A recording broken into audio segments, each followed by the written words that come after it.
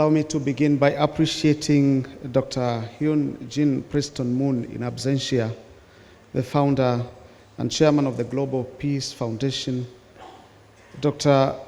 Makday Ray, chairman, Global Peace Foundation India, my friend, Mr. James Finn, president, Global Peace Foundation. Allow me also to recognize the ambassadors present, the excellencies, delegates, eminent person. Allow me also to say I observe all protocol. I'm Reverend Father Joseph Mutie. I chair the Interreligious Council of Kenya, but also the General Secretary of the Organization of African Instituted Churches. I'm humbled to be here today in India, this being my first time to be in India.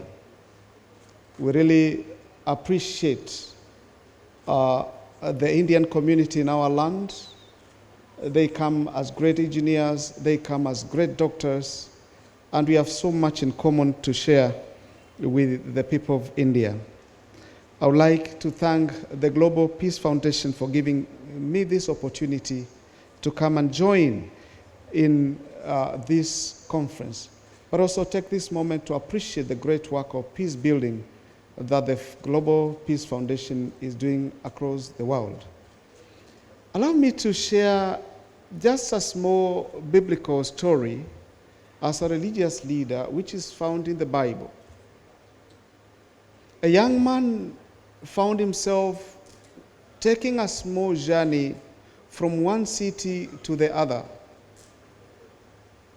Actually, the story says he was on his way to Jericho.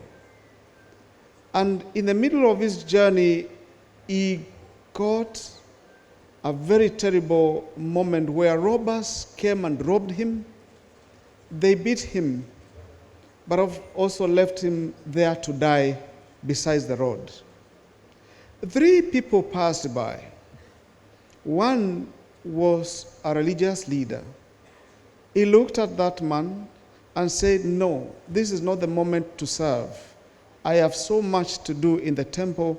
I have so much to do in my religious place."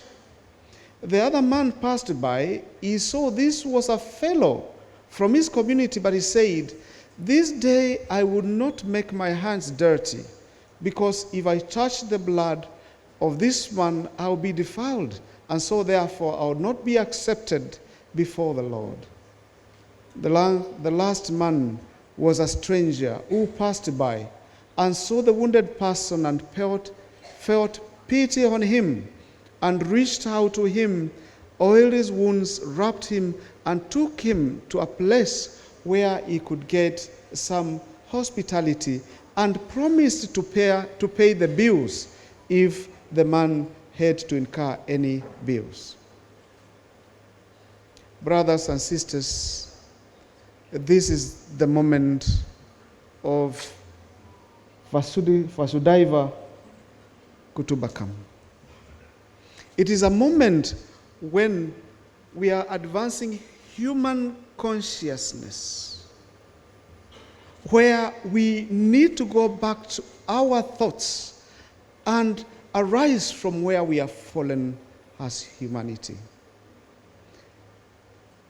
Advancing human conscience, living as a family under one God, comes in this moment to revive us. And I will say here that we and the world over has been addressing the hardware of humanity, using all manner of force to see that we build peace. It's a moment now where, through the Global Peace Foundation, we approach peace from the software.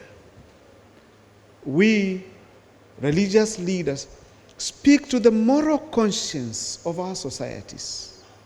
And this is the moment that we are called now to think and resonate with our conscience. Are we really living together as a family under God? It is the calling. It is the moment that now we embrace each other and live together as a family under God. Because at the end of the day, what does it benefit you? To create enemies. What does it benefit you? To fight. What does it benefit you? To spend so much resources in trying to prepare for wars and the eventualities of the world. A moment has come when we move together as a community and address the software, the conscious, remind ourselves that we are one. We have one sovereign being, supreme God, who is watching over us, who brought us into this world so that we may love and live together as a community, as a family. We need each other more. May the initiative, may the great work that the Global Peace Foundation is doing from now reach out to the world.